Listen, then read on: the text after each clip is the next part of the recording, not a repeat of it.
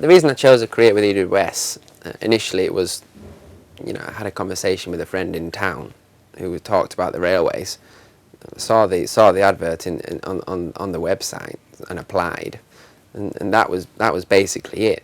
That was my initial, this is the railway, off you go.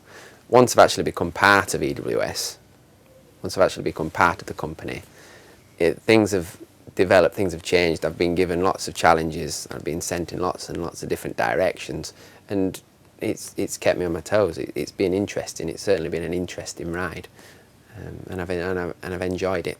Challenged but enjoyed it at the same time. What I like the most about what I do is the diversity of activity, issues, people, etc. Our business is changing so rapidly. We operate in so many different countries. We operate with a lot of different products, services, etc. Every day I come in, there is something new happening. And the ability to shift gears every single hour, to me, is one of the most exciting pieces of my work. The other piece I would just say is opportunity. There's a lot of things happening for us that create opportunity.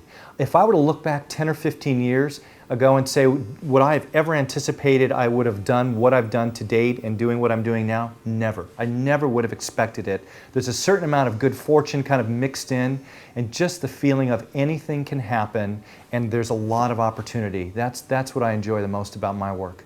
What do I like most about my job? On a work scale, it's the fact that it's a big responsibility. I feel like a big cog in a small machine rather than the old small cog in a big machine.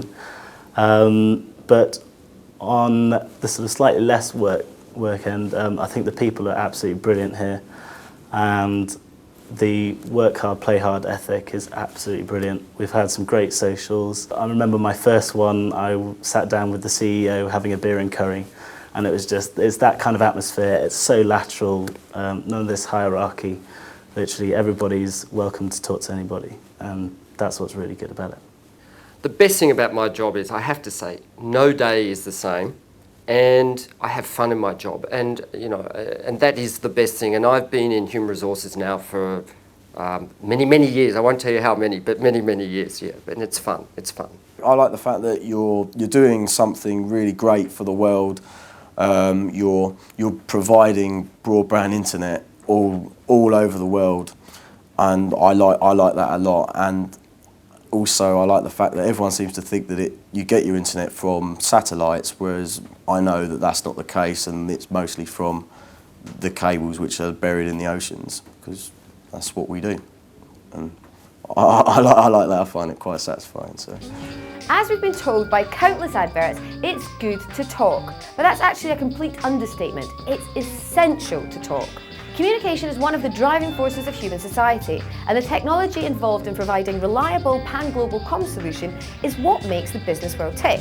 Can you imagine an office without phones and a computer at every single desk? Unthinkable. Communication is business, so what's it all about and why go into it? I became interested in the telecoms industry because, to me, it seemed a very fast-paced industry. If you look at where it's come in just 25 years, from nothing to a huge industry that's worldwide, I think that's an amazing pace of change, and you really feel that when you're in the business. One of the things about being part of a company or an industry that's relatively young is that when you come in as a graduate, you can really make a difference, and people will listen to what you're saying and listen to your ideas, which perhaps makes it different to being in an industry that's much more stable and established. Why work in the communications? That's a good question. For me, it's about the excitement, because we're about creating things from scratch. And for me, that's incredibly exciting, because we're changing the way that people will communicate with each other, the way that they'll interact with each other. And, our whole business is about innovation and creating things. And I think that's incredibly important in today's environment. Well, the communications industry is a good industry to work in. I would say because it's still very dynamic. It's still a lot of changes every day, every year. I think no one would have known 2 years ago where we are today. So that puts out a lot of challenges and a lot of changes. So from a development and career perspective, you basically every year at least once get the opportunity to do something different, change a team, get into something new, and just change what you do. So you don't, get stuck in one career for years and years and years. Well, you've completed your application form, sent in your CV, covering letter and all manner of recruitment malarkey, and lo and behold, they've called you in for an interview or two. Great! Job done! Success! Like a princess in a big pink dress. Yeah. Now all you've got to do is sit through at least 1 hour of grilling by HR professionals and the top brass of the company you want to join. The interview stage is the first time that your prospective employers will be able to meet the person behind the application. So making a good impression is invaluable. Have our interviewees got any tips on how to get it right on the day? The application process here was quite vigorous.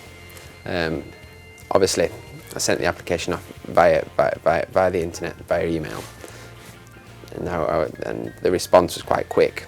It was a telephone call asking me to go for an initial interview with Hayes, who were the recruitment agency at the time. So I came to Doncaster.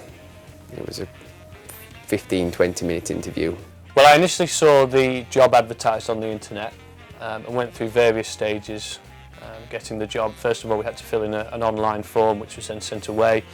We were then sent in for an interview which we went through. Then we took a series of psychometric testing which was quite tough. It was a whole day of various testing, your concentration, reaction times, a bit of engineering skills, maths, things like that. It was generally a very broad test of your abilities and was actually quite tough. I think the failure rate is quite high, so it was quite a tough day. Then after that it was through to a 2-day residential away day where it was a series of presentations and group exercises and things like that. So they put you through your paces before selecting you, so it's quite a tough selection process, but it's also, although it's tough, it is quite fun at the same time. Individuals who have demonstrated a personal belief, individuals who have done gap years, individuals who have got work experience, given the financial pressure on every student nowadays, individuals who have had to work themselves through university, and having university debt is just now a social condition.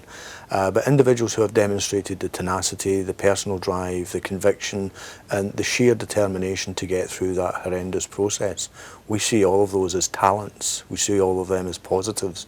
And those individuals who are able to demonstrate that kind of personal background and the university of life experience rather than the particular college they went to, the university of life experience is as valuable to us as anything else.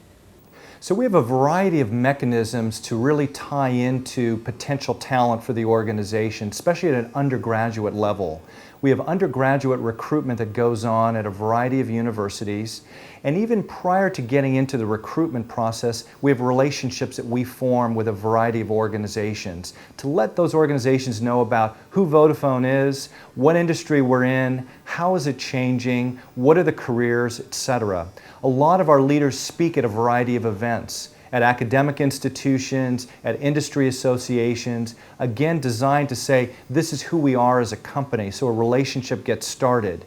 And then from there, we build specific relationships for recruitment in a variety of countries. In our markets like Germany and Spain and the UK, we recruit locally at universities. We also just look for talent that's in the workforce today, all with a mindset that says we're growing as an organization, we need to add new talent, these are the opportunities, let's have a discussion about where your background fits with what we need. What makes a good application? I mean, an application is someone's marketing tool, so it has to be fairly slick in terms of very short, obviously no more than 1 or 2 pages, but it's got to show what they've done in terms of their skills and also recognise what behaviours they have, because what we also look for is people who will reflect our values, which is customer first, innovation, teamwork, accountability and respect. So in crafting your application, do those things and then you obviously go to the top of the pile for the interview.